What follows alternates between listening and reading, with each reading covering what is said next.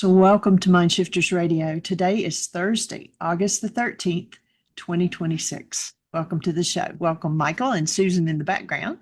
Esbjorn, hi, glad you're here. Thank you, dear heart, and welcome everybody. We'll look forward to seeing what unfolds today. We're in the middle of Quantum StillPoint, and the energy is definitely rocking here. Susan, do you have anything you want to share about what's happening? Pretty interesting. So I arrived yesterday and I didn't make it to the radio show. I had a nap because I didn't sleep on the airplane. Then we did Quantum StillPoint, and Michael noticed actually on my body, he could perceive that one side's feminine and the other side's masculine, and the energy in the masculine side's very constricted. So I did the breath work through that and just being with it and coming deeper into the breath, trusting the process. So did that, and then Michael left and I stayed in the breath for quite some time. But a lot of revelations are coming with that. So many revelations where I projected my fear and hostility onto men.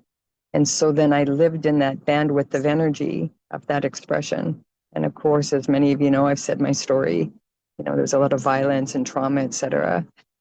And ultimately, it was my own that was being projected and then externalized and being mirrored back to me through men. So that's come really clear. Now it's going to be just the unraveling of that and the revelations and allowing that to come into love. So I get to choose to be in a new vibration. So my perception that men were hostile and to be feared is a falsehood. And the truer truth is that men are loved. So I get to be in that space and see what shows up in my reality as a result. Yay, nice insight. That one's going to change the world. And that's what we're here to do. So anyone, Esbjorn, how do you be? Anything to share? What's happening in your world? You're getting closer and closer to travel time, right? Yes. Well, I have traveled. Oh, so you're in Canada now? I am. I'm in Prince George. Arrived, quarter to midnight last night. So. Oh, wow. Welcome. Yeah. Welcome to North America. I can't say Canada because I'm not there, but.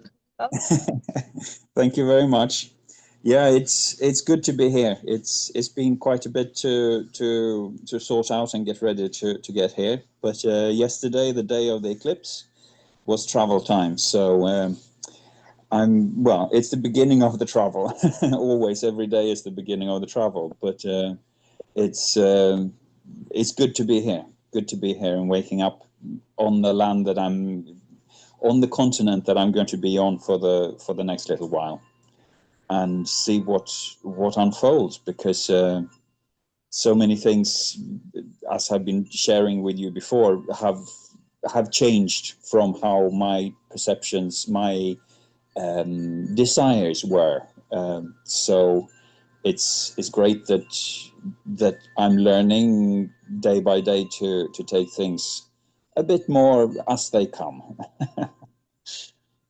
And I haven't caught up with all the shows that you've had during the time that I was in Sweden, but I have been catching up on some of them, and very good work that you've been doing. Very interesting conversations. And I've reflected something back to Susan, that I found it interesting that she was connecting with my message that I read out through the Course in Miracles. In other words, in different ways of putting it, but yeah. So excited to be here, excited to see what is going to unfold, excited to feel what is going to come up to be felt, and carry on connecting with you. Well, we'll hold the space. Thank you very much. That everything that needs to surfaces quickly and easily, gets breathed through and thrown off, and get to the next phase of whatever your eternal life is about. Yeah, exactly. Space. Thank you very much. Cool. All right, welcome. Glad you're here. And Miss Susan, you had a question for me. Would you like to read your question before I get into some thoughts about it? Sure. Well, one of my favorite stories in the gospel is the story of the Shunammite woman. Is that the Shunammite woman? The Canaanite woman. Canaanite, Who- yeah. Yeah, sorry.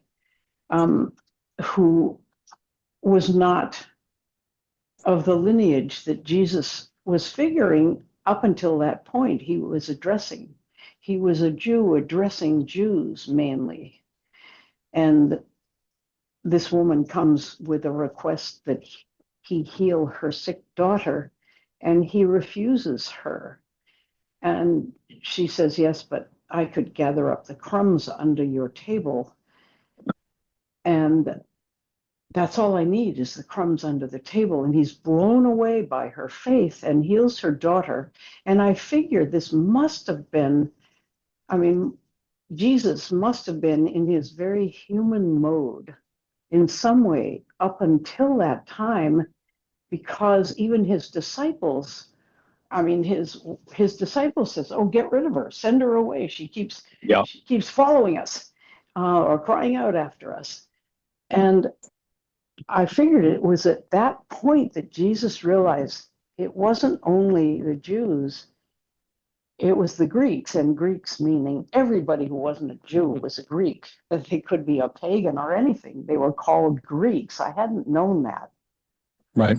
And so I was thinking about the fact that Jesus, even though he's God and man, was fully man up until that point in that understanding. He certainly had done healings and things before, miracles before, but his cognitive awareness of his role got shifted right then. This is my understanding, and I would love to hear what you have to say about that. Okay.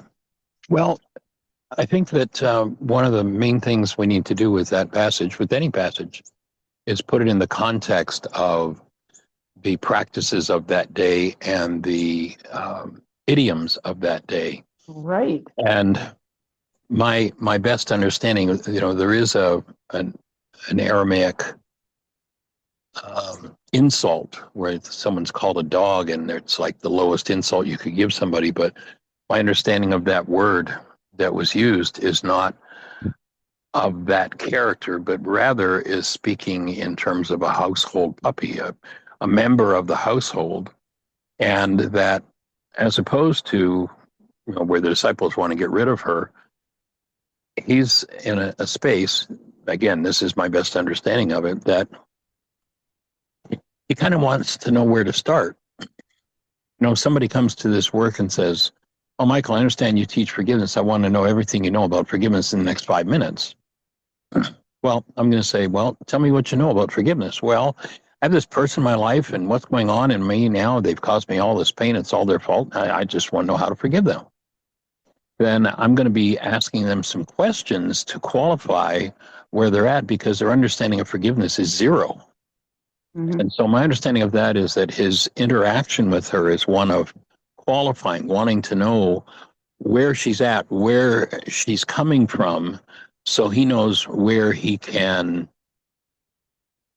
interrupt the pattern to know where she's at. And that's really what that dialogue's about, as opposed to, from this cultural point of view, we'd say it very insulting and rejection. So that's my best understanding of it. So, okay, I'm with you so far, but I have a question then. Are you saying that he really already understood that his message was for everyone, everywhere, always, and not just for Jews? Because the giveaway is that his disciples had assumed that. Yes, the disciples did. Yeah, but he must have taught them somehow, conveyed that. Well, I think it was the common understanding. I mean, in that culture, in many circles, like the story he tells, which is a good parallel about the Samaritan. I mean, in that culture, the Samaritan it would be kind of like, in India, we hear about the untouchable. Right. I mean, you literally wouldn't even touch the person, let alone talk to them. Yeah. And in a lot of circles, that was the cultural attitude toward others. But in Mhm. that story about the Samaritan, the question is, who's my neighbor? And, most people in that culture would say, well, my neighbor's the guy who lives down the block, goes to the synagogue with me. Yeah. And so he tells that story to say, no, that's not your neighbor. Your neighbor's the person who's in front of you that you're called to serve. And of course, to serve them, you have to know something about where they're at. Yeah. And if there's, in the way that they're ready to be supported, knowing what their comprehension is and where you can help to build is an important part of the process. So that's my understanding of that dialogue that Mhm. that takes place. But yeah, as with the Samaritan, he's not restricted. I mean, these are people that are like, again, untouchables. But he's like, no, this is my neighbor. Was And the in Samaritan? Aramaic, that word neighbor means anyone who you even think about, anyone who's mentally near to you. And so my take would be that his teaching was for anyone that he would think about, as opposed to the restriction of that particular culture that the disciples were locked into. Was the story of the Samaritan woman before or after the Canaanite woman, the woman with the crumbs? I don't recall. Okay, because that would be a giveaway. The fact that he was so open to her and broke a lot of rules, cultural rules, to talk alone with her and listen to her, and that was such a great story. So I'll have a look, but this one, it's Matthew. Anyway, I don't know my Bible very well, and so I'll look that up. But that would be a giveaway that he was already open, in a way that this story seems to imply that he was not, and that she woke him up by her faith. And he thought, my gosh, if you have that Yeah, much faith in me. this story does come before the parable of the Good Samaritan. Oh, good. Well, that might have paved the way for him to be that way with that Samaritan woman. Not that you didn't say that. I'm thinking that. Yeah. Um, Interesting. Well, I have a good friend who's a preacher out in northern Missouri, and I listen to his sermons every week, live streamed. And he sends me the printed sermons when I can't attend. And he wanted me to explore this particular passage because it's the one coming up in the lectionary in the Episcopal tradition this coming Sunday. Right. And I thought, oh boy, I'm going to ask Michael. And so what you just said is really interesting. I'm not sure I'd buy it, Michael. I mean, you're trying to wiggle him out of the fact that he might have been exclusive to this point. You're pointing Mhm. out that when he calls it a dog, it's a household puppy, much friendlier. He's only testing her to A find different out. word than the street dog that's an insult.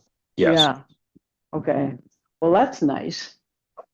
It's still pretty harsh, though. But it'll be interesting to, well, again, in the context, in the reality structures of our minds, in Mm-hmm. this culture, yeah, it's pretty harsh. But in order to really grasp it, we need to put it into the context, at least to the best of our abilities, of the culture in which it happened. Because Well, without yeah. culture, meaning is meaningless.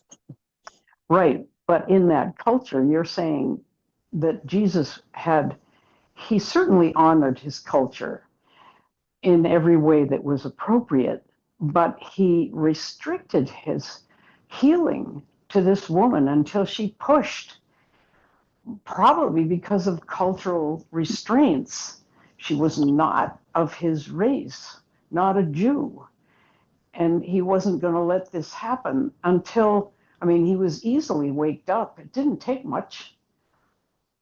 dives under the table and or threatens to dive under the table and eat the crumbs. And he says, "Oh my God, look at this. I get it. I get it." Well, but see, that's part of his test, his question of her, and her response I see. shows him that she has a measure of faith that's beyond what the culture she comes from normally would have.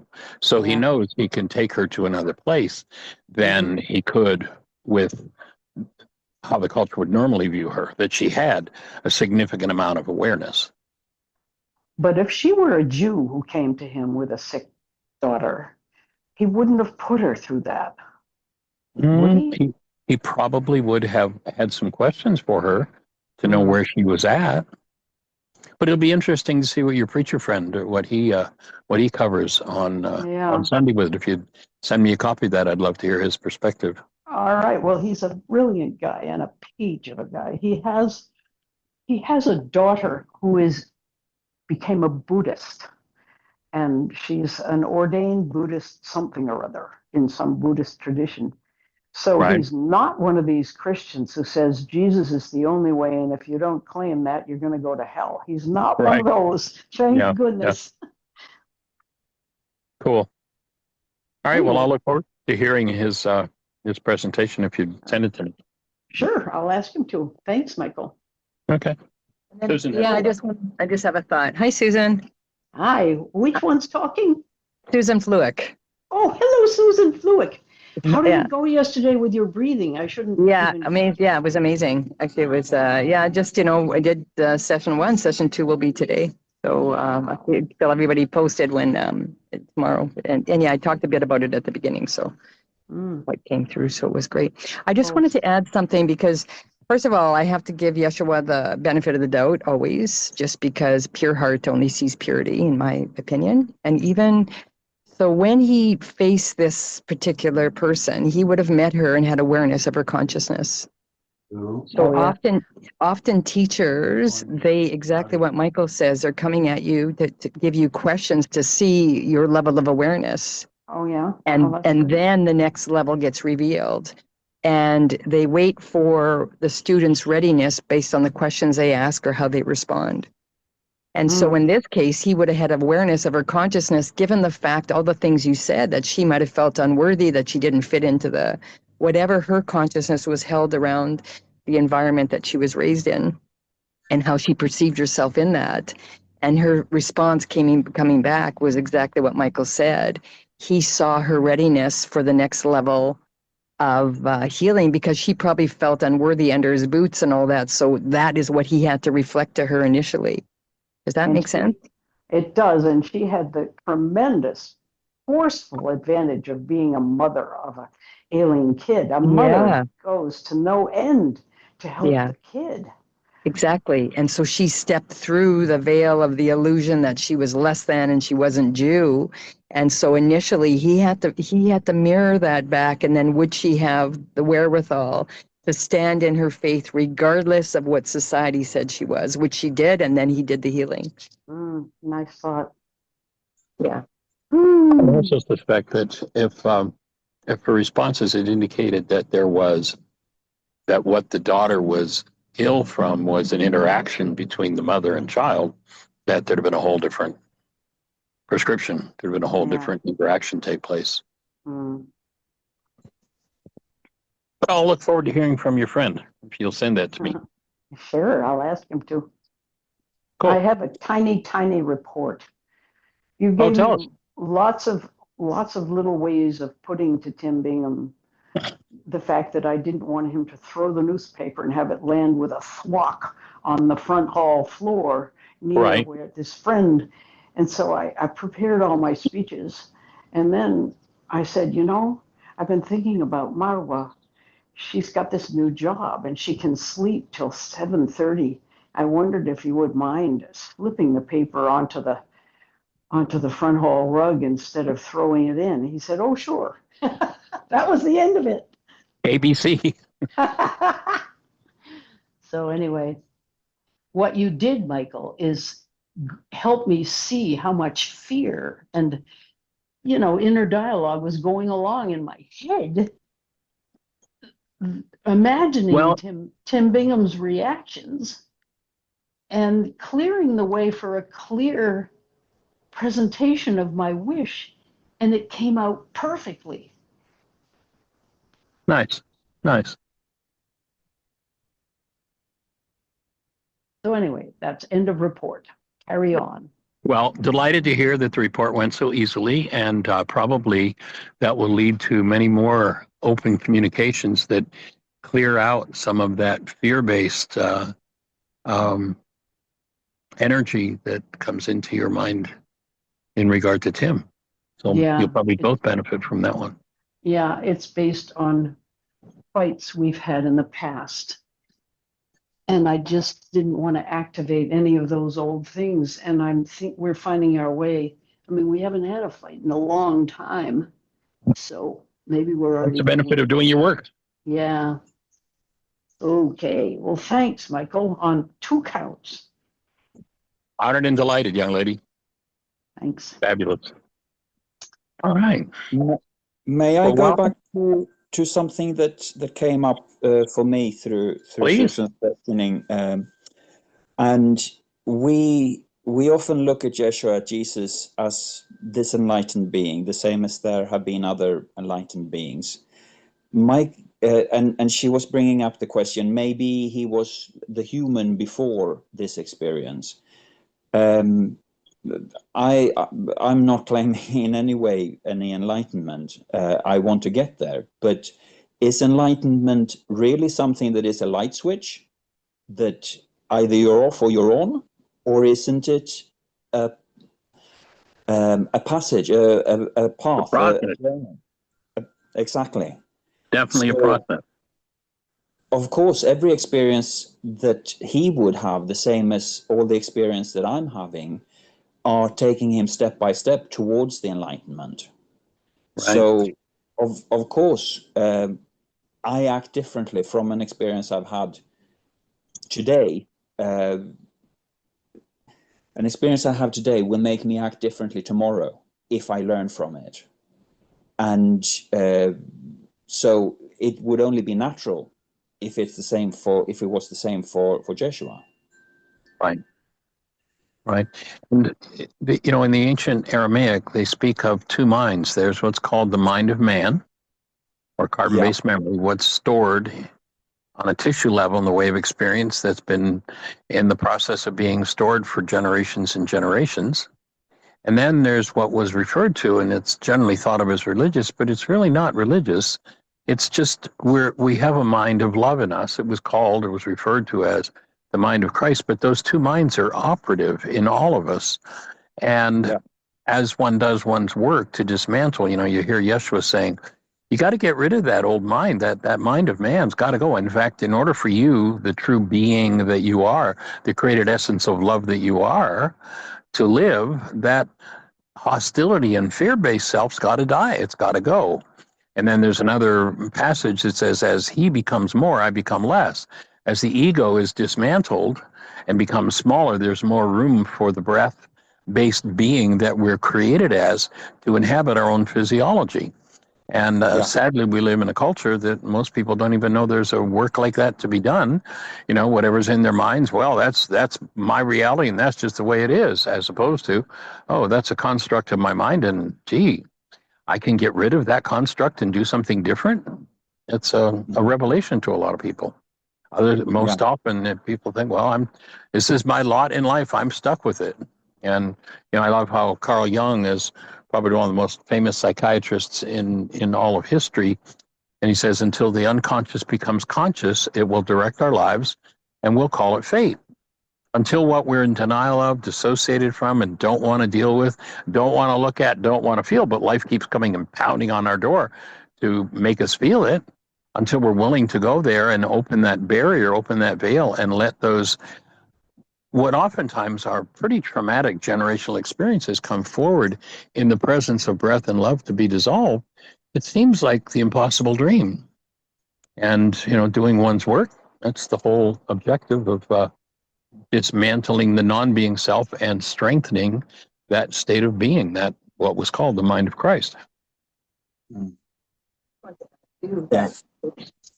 Just to add to Yeshua, so he also, because he came into a body like we all did, and so he was at the effect of the carbon-based memory and had to do his own healing. And then when he was baptized, how I see it is when he was baptized, that's when he did full alignment in prayer with the mother.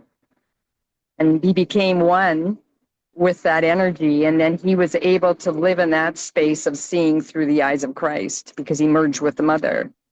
And then when he had experiences, for example, when his disciple cut off the ear just before that he was going to be killed or crucified, he saw the non-being mind energy of his own mind. And he said, "Get behind me, Satan." So he was able to hold himself conscious, active, and present in the beingness of his true nature, which is in the Christ mind, while a replicate mind program of his old self came through the projection of Peter. And that's when he said, "Get behind me," because he knew the truth is only love. But he did have to climb himself out of his own hell. And he went through the 40 days in the desert, and he had to face all the non-being mind energy so he could then be in full prayer, to be trapped in the mind of God. And that's all of our nature. We're all being asked to find our way to embody our true nature and to be living a true embodiment in the eyes of Christ, through the mind of Christ. Yeah, beautiful. And beautiful to hear it in different words as well, from a different angle. Great. And there is also a story that originates in Hindu teachings, but has been brought forward to the Sikh teachings as well, that talks about two birds living in a tree, and the two birds are the carbon-based mind, the human mind, and the enlightened mind. And the two of them exist there, and the two of them will carry on existing there forever. They can never fly from the tree. But we can choose whether we're living with the bird that's hopping from one thought to the next, looking for things all the time, never satisfied with the beauty that is around us. Or we can be with the bird that's just sitting there, enjoying the beauty and singing. Right. Yeah. Moving out of, while you maybe can't leave the tree in that particular context, one can free themselves of all the attachments to the structure of that non-being mind. And that's what, in Yeshua's terms, I think symbolizes what he called, you have to die. The non-being self, the fear, hostility-based self has to go. And it's no inherent part of who we truly are. One other piece, just like, for example, here doing breath work. Well, I received a revelation.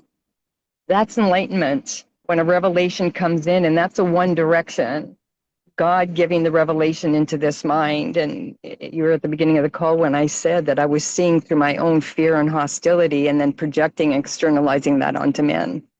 That's enlightenment just in that moment to this human mind.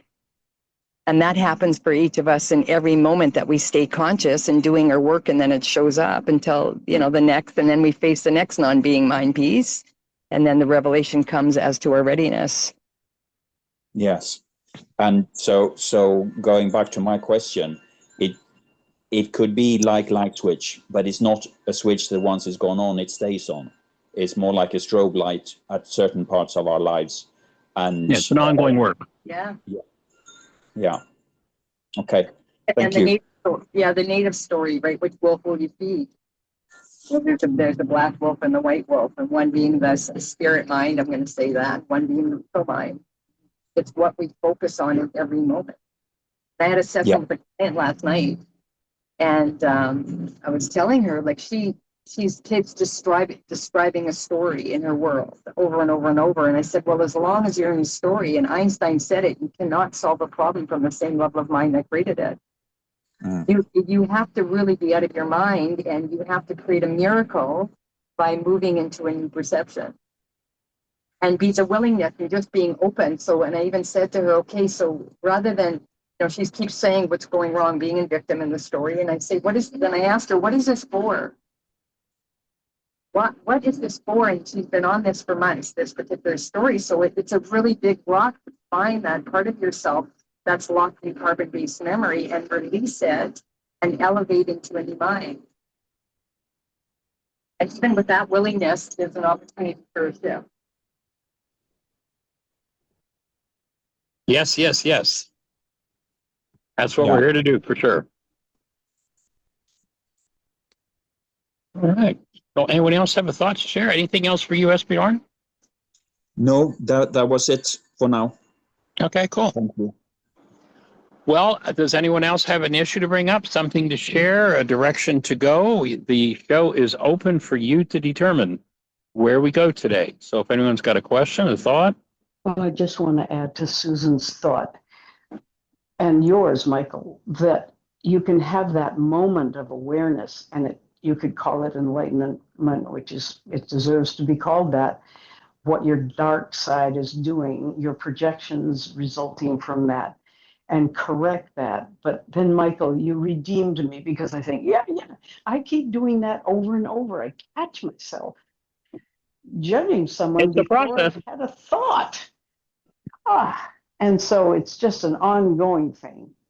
And that was a lovely sort of saving comment. Okay, I'm gonna mute now. I just wanted to say that was helpful. Welcome to being human, Susan. Just say that. Right. I always want it to be a done deal, you know. Yeah, I know, me too. Well, we got that in common. But and you know what? Every time that I have a success, like the revelation that came in breath work, that was amazing. And also, I was just in gratitude today, the fact of all the work I've done to draw this community into my field. Mm. And you know, just really taking the time to acknowledge the depth of work to land here, to have this reflected back. I think, and also you can say the same. Yeah. It's not a unenlightened soul that finds this work, or not. I want to say a soul that's committed to enlightenment finds this work. Got to be ready. And it's a very scattershot, roundabout thing. Like everything feeds into it from all sorts of places. Little tiny practices feeding in. It's like little rivers feeding into a great pond or lake. Anyway, I'll be quiet, but I'm finding it very rewarding. Just all the angles, breathing worksheets, word links, mind shifters. Every tool. Yeah. All of the above.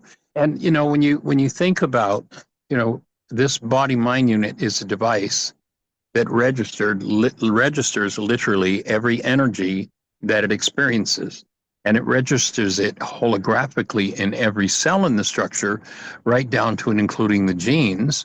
And were you to conceive a child tomorrow, that child would have in its structure every thought you've ever thought, every feeling you've ever felt, every reality you've ever engaged in, and so it goes. And when you just go back 30 generations, that means if there are no, you know, intermarriages in each of our individual bloodlines in 30 generations, there are approximately 2.14 billion people. That's a gigantic database.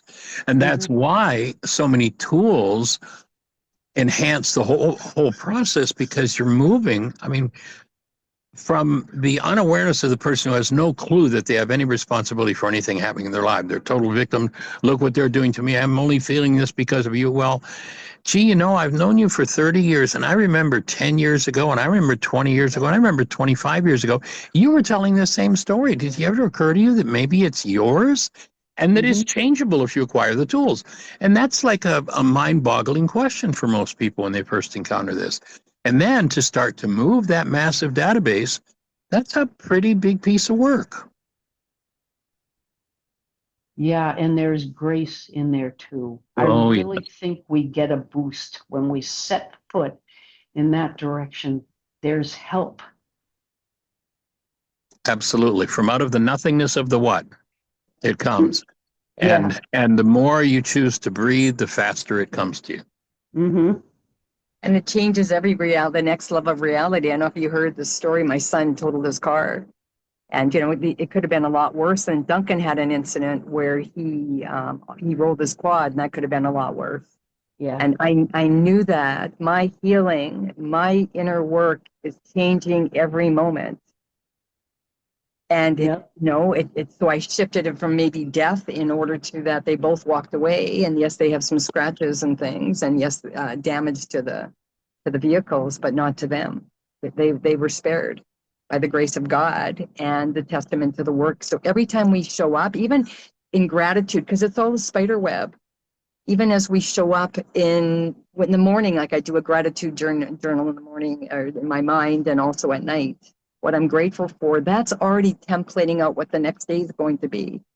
Mm-hmm. It is putting in energy to create a different experience. And every time I keep my mind clear and stop projecting and just hold love regardless of what I see and come back to presence and ask what it's for, I'm changing the template.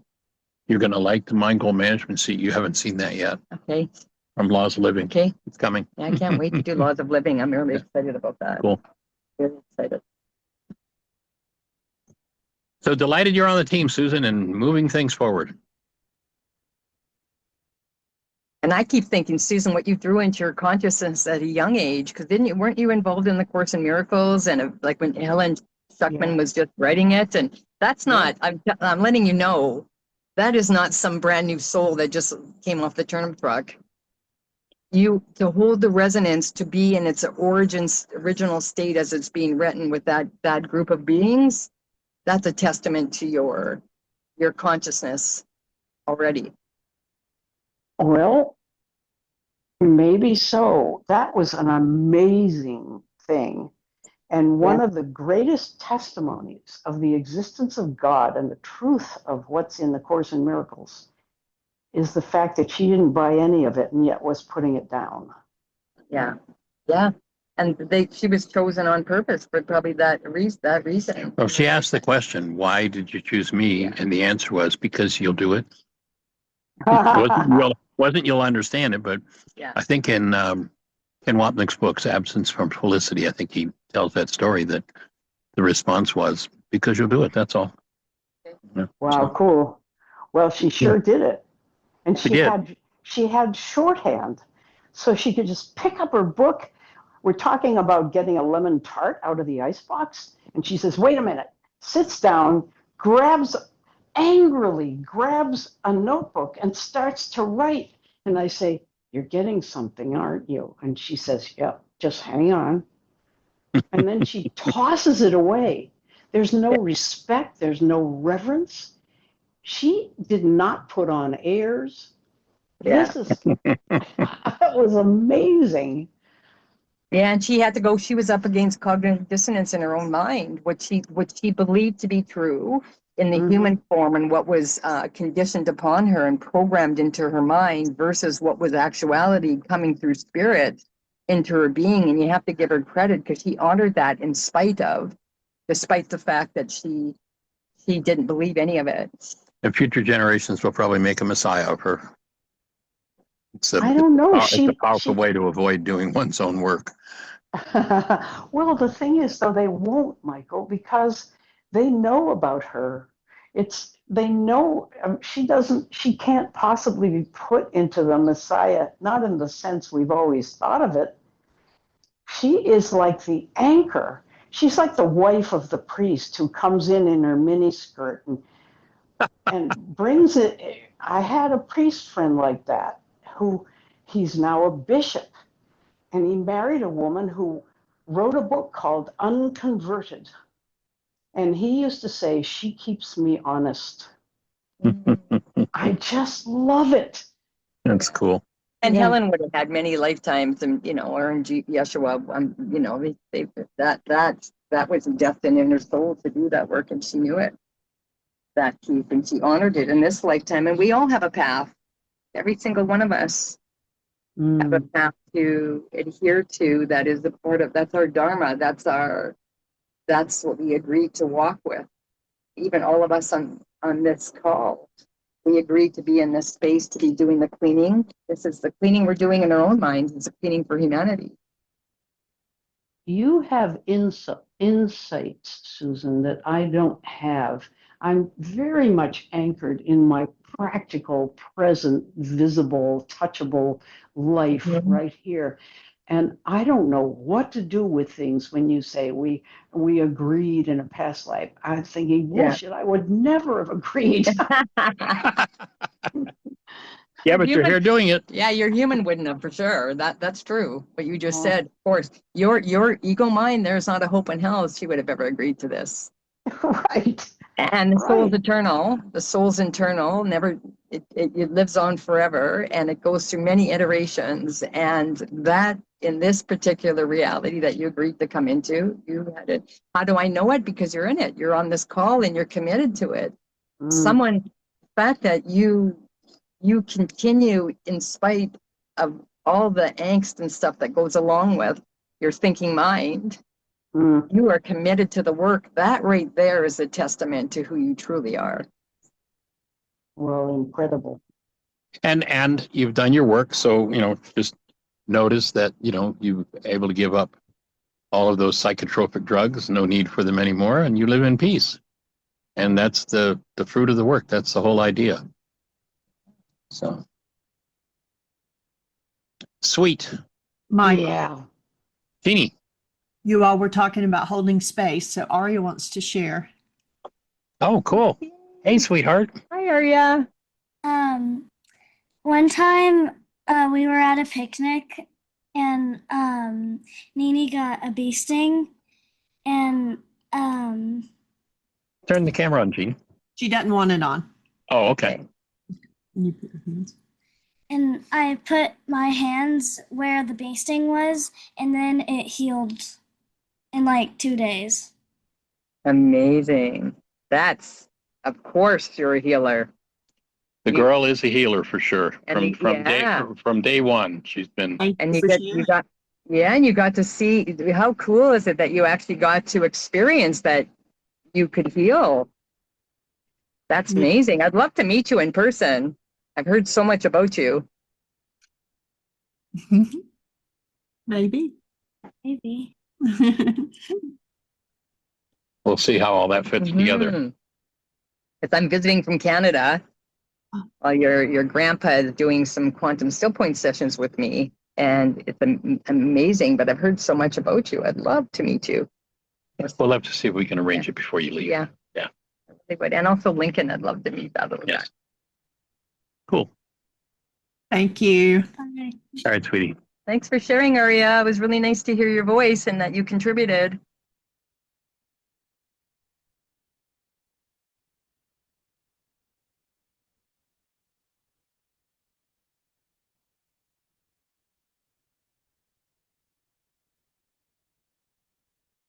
So I'm reading your question, Jacqueline. Do we share here what is going on with ourselves? First time here, not sure the process. I'm really aligning with Susan F. Great.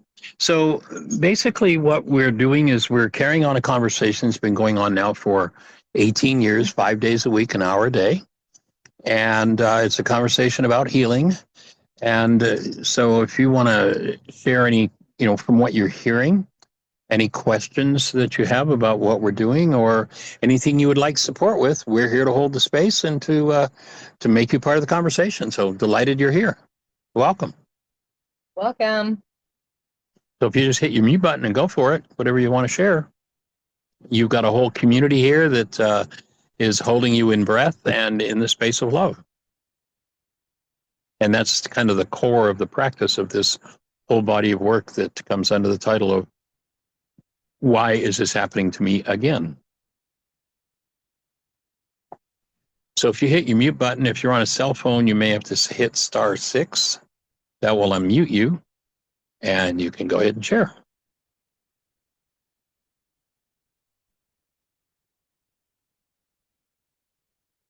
And you're still muted if you're talking. Yes, *6, and that should unmute you. And if you're on a computer, then down at the bottom is a little audio video button, and you can hit just the audio if you don't want your video on. Okay, you're on a phone, then hit *6, and that will unmute you. Or if you're in the app on your phone, in the Zoom app, down in the bottom left-hand corner, there's a mute button. If you hit that mute button, it will unmute you. Down in the bottom left-hand corner.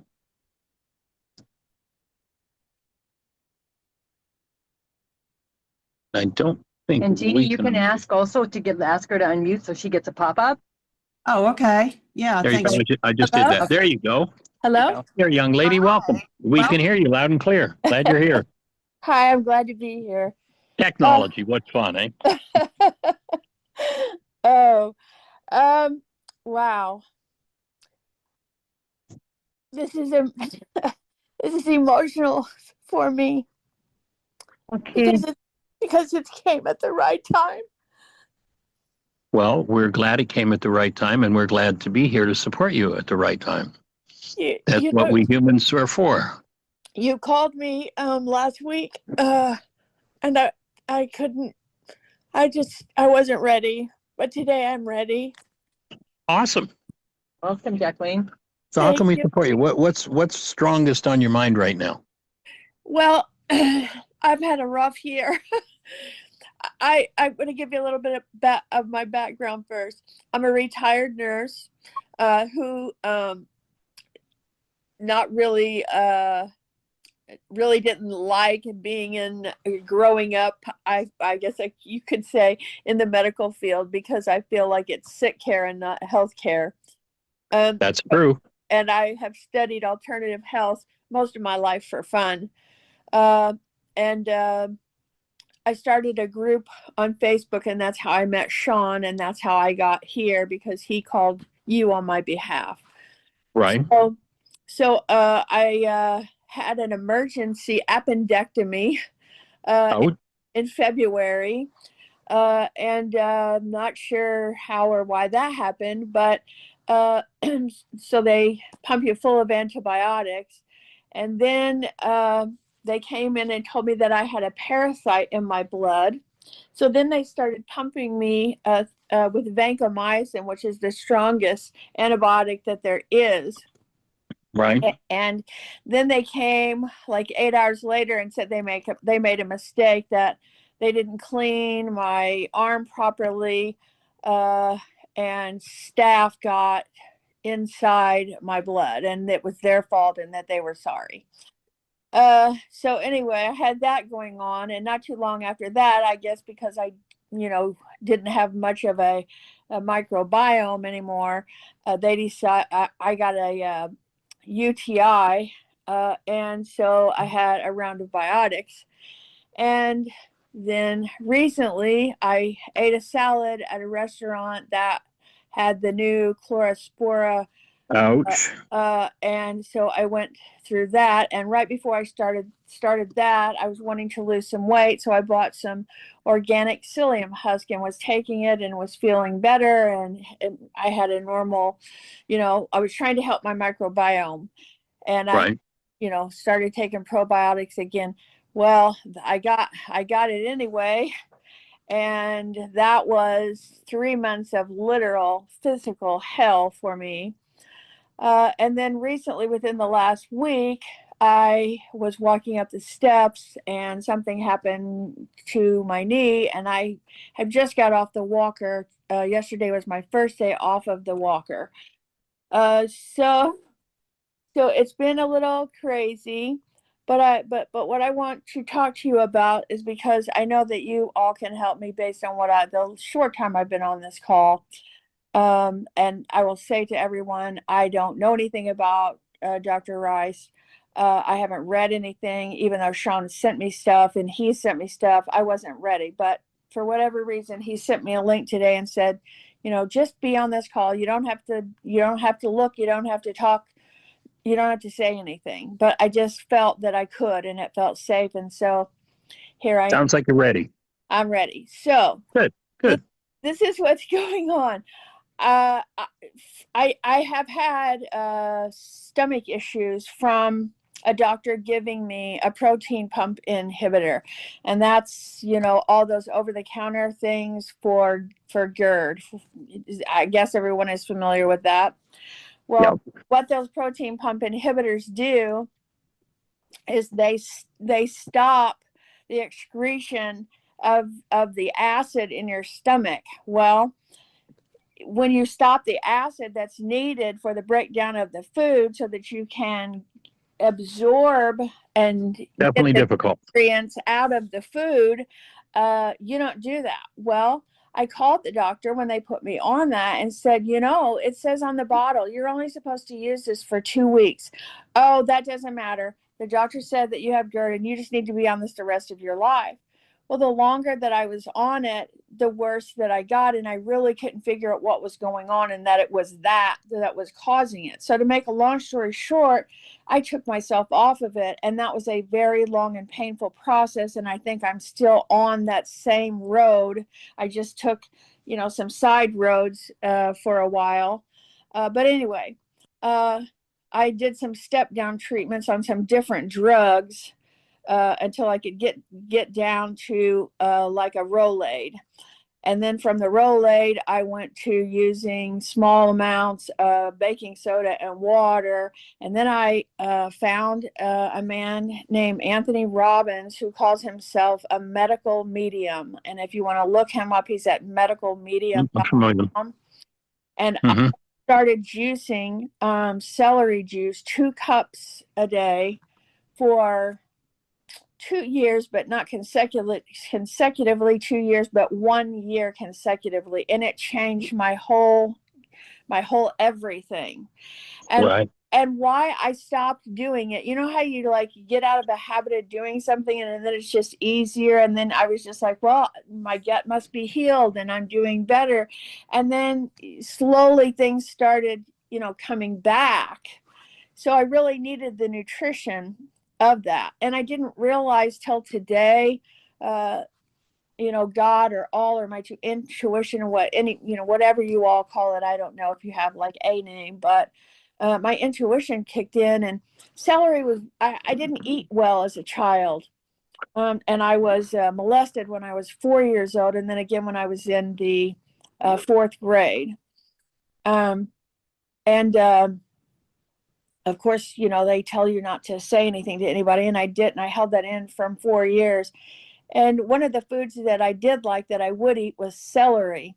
And intuitively, I don't know why, but my mother said I would go to the refrigerator and tell her I wanted, candy. So I was little. And she didn't know what candy was. Well, that's what I called it. And then when I got older and could converse, I told my mom it's brain food. Well, today when I decided to do the celery, I was standing there juicing the celery, and I've been having horrible anxiety. In fact, a couple of nights ago, I wanted to kill myself. The first time I felt that gloom and doom like that in my life because of the anxiety that this has caused me. And I'll get into try to put the pieces together for you in just a second. Right. Well, let me just step in there. Where are you at with that whole idea? The whole idea And you of do have support. I mean, having the thought of suicide. Are you clear of that? Where are you at with that? What kind of support do you need in that arena? That's pretty important stuff. it is important stuff, and that's why I'm on this call. Okay. It was time, and the feeling went away. It didn't last very long, but I was up for hours, alone and scared. But when I got that thought about the celery, brain food came back. This is brain food. And it clicked with me that, oh, I get it now. I made a like a aha circuit moment for myself. I went from, around 4 or 5 years old to 64 years old saying, oh my gosh, this is for anxiety. This is what the brain thing that I need. I'm not saying anybody else needs it, but it's what I need. I was looking for the answer of what do I need for myself? Right. And that's what I got. And I was already doing it, but the explanation came while I was doing it. And let me explain. Yeah, I would go to bed after, and this is what the recent episode has happened. I would go to bed, I would start getting sick. My stomach would start hurting. I'd feel this rise of anxiety come up in me. I would start having heart palpitations. I would sweat. This has been going on for a long time. Mm. It's gotten worse since this last about with this parasite thing. And so I sat and thought about it, and I thought, well, your vagus nerve, is in your head. It's a cranial nerve, and it runs down through your heart and into your stomach, and that's what's happening. There's some bloating or something that's affecting, because I will lay in bed, and this is the part that's really weird. If I did take something to sleep, right before you get into that deep sleep, if you've ever been woken by yourself or a jerk or something, what happens to me is there is a deep vibration in my stomach. And I think coming from the vagus nerve trying to start to relax. Well, also the vagus nerve, branches of the vagus nerve go through the voice box as well. And what we speak is a very powerful influence throughout everything the vagus nerve touches, the words we use. And, I'm assuming from what you're saying that you're free of and you've got support around this idea of suicide. But the piece that I think we can offer you at this point that would be helpful, and, we're almost to the end of the show. So what I'll do is I'm going to send you a link to a video that explains how to start to deal with the process of forgiveness. And forgiveness not being, I'm going to let somebody else off the hook, but recognizing that in my physiology, there are energetic patterns that don't belong. Yes. And what I want to do is access and remove those patterns. There's a technology that's 2,000 years old. I've got a short video. It's only about 30 minutes that kind of gives an outline and a basis for that. And then we have the world's only forgiveness app, which you can download free from our app store and start to walk through that process. This will take you into the space where you can become aware of these interfering energies, because you can eat the most perfect food, the best food, you can chew it perfectly, you can have all the digestive secretions. But if there's fear and terror in physiology, which would be kind of a natural result from two instances of being a young person and being molested, then that food can be turned toxic in an instant. I see. And so the component that I think we can most help you with is to start to free yourself from those original events and any subsequent events that have happened throughout your life that bring some form of hostility or fear into activity. Fear is one of the fastest ways to toxify digestion and shut the digestive system down. So that's, I think, the most powerful thing we can do for you at this point. And Susan's got it. Yeah, I just wanted to say to you, so you landed at the right place, number one, and I want to offer that, and when you do in Michael's work, you're going to come to understand this more, but I want to give you the Coles Notes version of being in a healing crisis. And a healing crisis is when restricted mind energy wants to move out of the body into healing.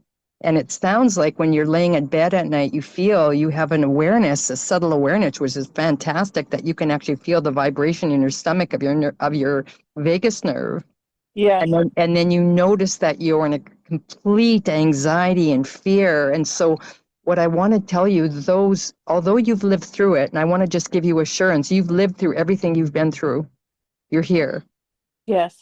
And all that's wanting to happen now is where it's constricted in the body, and when we go through a healing crisis, we go through, and Michael will share this when you see the details on that you will feel all the feelings you would have felt when the trauma went in.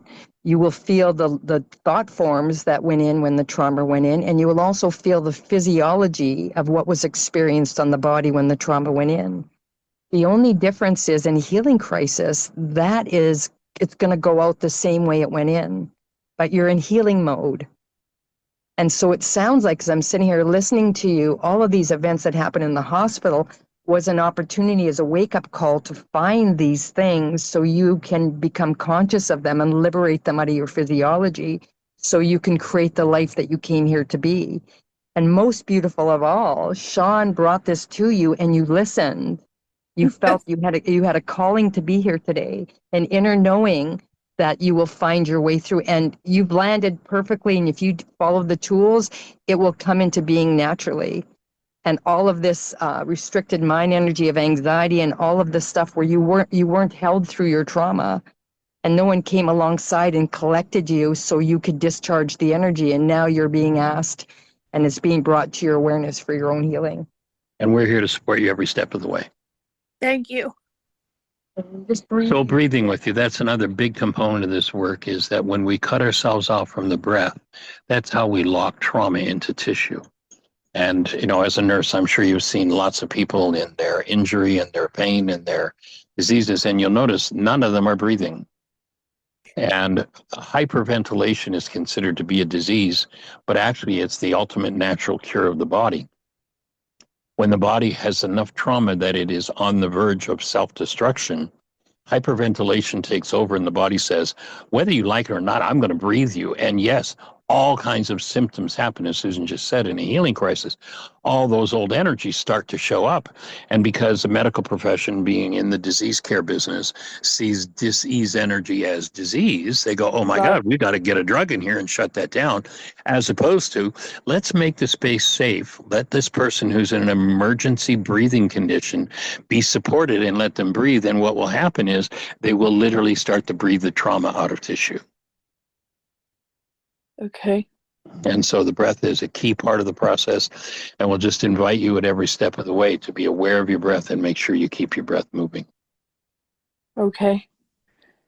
And I will send you the video link, and we'll look forward to hearing from you tomorrow. Oh, you're on every day? 5 days a week, 1 to 2 o'clock wow. Eastern time. Yeah, we're Okay. here. Okay. And we've got 17 years of 5 days a week archives to go back and listen to anytime you need support. There's a million, there are hours and hours and hours of support available. And then live support 5 days a week here. I think I found my tribe. You're right. Yeah. Well, we're glad you're home. Welcome. Welcome home. Glad you're here. And look Thank at you. you. Yeah, you've landed it. Your work in your lifetime so far, I just want to say that has landed you here. Well, my work was to help other people, but I guess I need to help myself first, huh? It's part of the process. It's kind of that thing they tell you on the airplane, put your own mask on before you put the kids' mask on. Because we want you alive and conscious to be able to be of support.